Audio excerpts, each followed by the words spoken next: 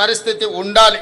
అందుకే రైతుల నెత్తిపై ఉన్న అప్పుల భారాన్ని తగ్గించే ఉద్దేశంతో ఒకేసారి 2 లక్షల వరకు పంట రుణాల మాఫీ చేశాం. 20,616 కోట్ల రూపాయలు రైతు ఖాతాలో వేసి 25 లక్షల పైగా రైతు కుటుంబాలను రుణ విముక్తులను చేశాం.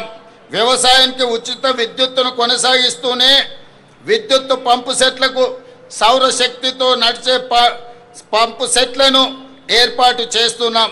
తద్వారా అదనంగా ఉత్పత్తి అయ్యే విద్యుత్తును గ్రిడ్కు అందించి రైతులకు అదనపు ఆదాయం వచ్చేలా ప్రయత్నం చేస్తున్నాం.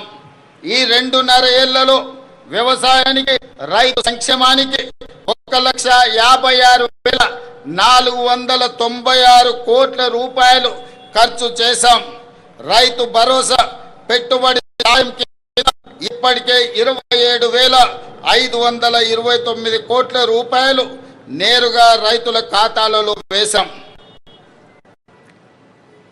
మిత్రులారా, రైతులు దళారుల బారిన పడి మోసపోకూడదని రైతులు పండించిన పంటలు ప్రభుత్వమే కనీస మద్దతు ధర చెల్లించి కొనుగోలు చేస్తుంది.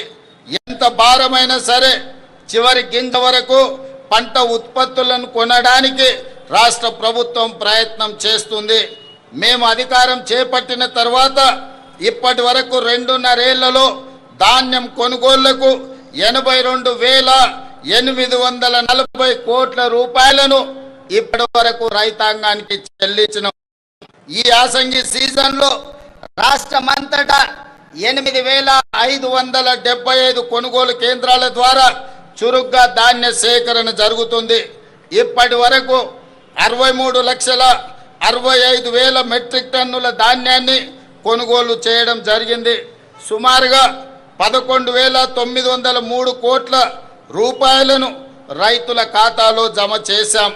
అకాల వర్షాల వల్ల ధాన్యం తడిసిపోయినా ప్రతి రైతుకు నష్టం జరగకుండా దాదాపు 10,000 మెట్రిక్ టన్నుల తడిసిన ధాన్యాన్ని ప్రభుత్వం కొనుగోలు చేసింది.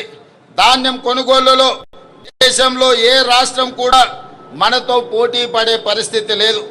దేశంలో యాసంగి సీజన్లో సేకరించిన మొత్తం ధాన్యంలో చెప్పడానికి నేను గతంలో ఎన్నడూ లేని విధంగా రాష్ట్రంలో మొక్కజొన్న పంటలు సాగు భారీగా పెరిగింది.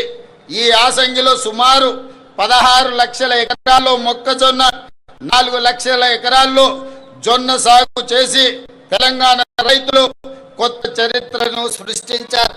మొక్కజొన్న కొనుగోళ్లకు సుమారు 4,275 కోట్లు, జొన్న కొనుగోళ్లకు ఇప్పటి వరకు 1,154 కోట్లు రాష్ట్ర ప్రభుత్వము ఈ భారాన్ని మోసింది. అదేవిధంగా మిత్రులారా, సాగునీటి రంగానికి ప్రాధాన్యతను ఇస్తూ తెలంగాణ నీటి కోసం దశాబ్దాలు గోసపడింది. 10 ఏళ్ల గత పాలనలో సైతం పరిస్థితులు మారలేదు. కృష్ణా గోదావరి జలాల్లో మన వాటాలు తేల్చి ప్రాజెక్టులు పూర్తి చేసే విషయంలో మన ప్రభుత్వం చిత్తశుద్ధితో ఉంది. ఈ విషయంలో ఏ వేదిక పైన రాజీ పడకుండా లౌక్యంతో రాజకీయ విజ్ఞతతో పని చేస్తున్నాం. 2004లో కాంగ్రెస్ ప్రభుత్వం జలయజ్ఞం కింద చేపట్టిన ప్రాజెక్టులు 2014-15లో ప్రారంభమైన ప్రాజెక్టులు కొన్ని ఇప్పటికీ అసంపూర్తిగా ఉన్నాయి.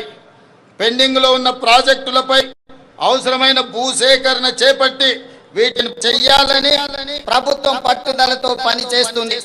ఇవి పూర్తయితే ఆశించిన మేరకు కొత్త ఆయకట్టుకు నీరు అందుతుంది. తెలంగాణకు వరప్రదాయిని ప్రాణహిత చేవెళ్ల ప్రాజెక్ట్ తిరిగి ప్రాణం పోసే ప్రయత్నం మన ప్రభుత్వం చేస్తున్నది. మహారాష్ట్ర ముఖ్యమంత్రి గారికి గత సంవత్సరం నుంచి చర్చలు చేస్తున్నాం, లేఖలు రాస్తున్నాం. వారితో చర్చించి తుమ్మిడిహెట్టి బ్యారేజీ దగ్గర తుమ్మిడిహెట్టి దగ్గర బ్యారేజీ నిర్మించే కార్యాచరణ చేపడుతున్నాం. గత ప్రభుత్వం 1,00,000 కోట్లతో నిర్మించిన కాళేశ్వరం ప్రాజెక్టు